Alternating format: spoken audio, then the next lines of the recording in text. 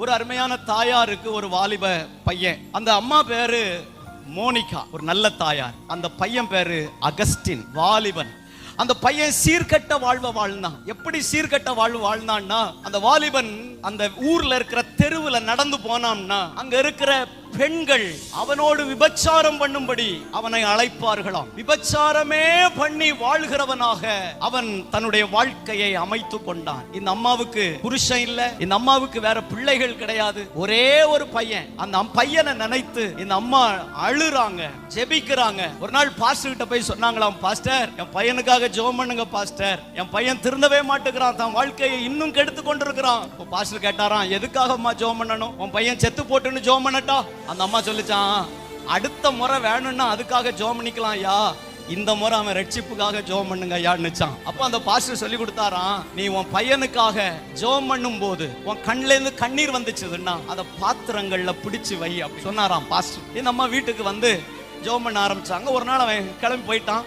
போனா அவன் எப்போ வருவான்னே தெரியாது. அந்த தொழில் அவன் இருந்து அவனுக்கு அவன் மாச கணக்குல போயிடுவான், போயிட்டு தான் வீட்டுக்கு வருவான். இப்படி அவன் ரொம்ப காலம் வெளியே போயிட்டான், கிட்டத்தட்ட 2 மாதங்கள். அவன் திரும்ப வீட்டுக்கு வரும்போது 2 மாதம் கழித்து வரும்போது இந்த அம்மா அவனுக்காக ஜெபம் பண்ணி அழுது, உபவாசம் பண்ணி அழுது அழுது அழுது வடித்த கண்ணீரை 2 பெரிய பவுல் நிறைய பிடிச்சிட்டாங்களாம். அந்த பையன் வந்த உடனே அந்த அம்மா அந்த 2 பவுலையும் எடுத்து காட்டினாங்களாம், தம்பி ஏன்பா இவ்வளவு மோசமா நடக்கிற, உனக்காக நான் எவ்வளவு கண்ணீர் வடித்து அப்பா சமூகத்துல ஜெபம் பண்ணி இருக்கிறேன்னு பாரு, தயவு செய்து இந்த பாவத்தை விட்டுருப்பா.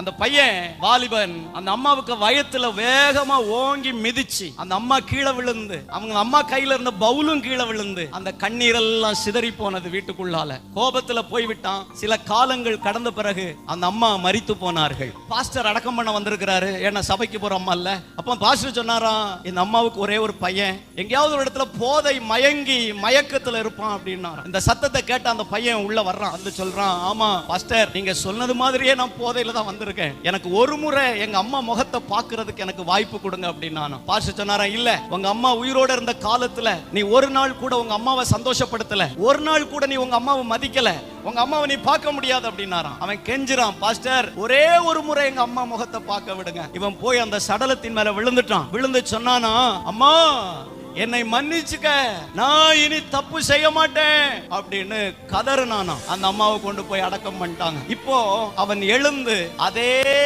வீதியிலே நடந்து போகையிலே அங்கிருந்த பெண்கள் எல்லாம் மறுபடியும் அவனை விபச்சாரத்துக்கு அழைக்கும் போது அவன் இப்படி சத்தமிட்டு சொன்னானாம், அகஸ்டின் செத்து போய்விட்டான், இப்பொழுது நான் புதிய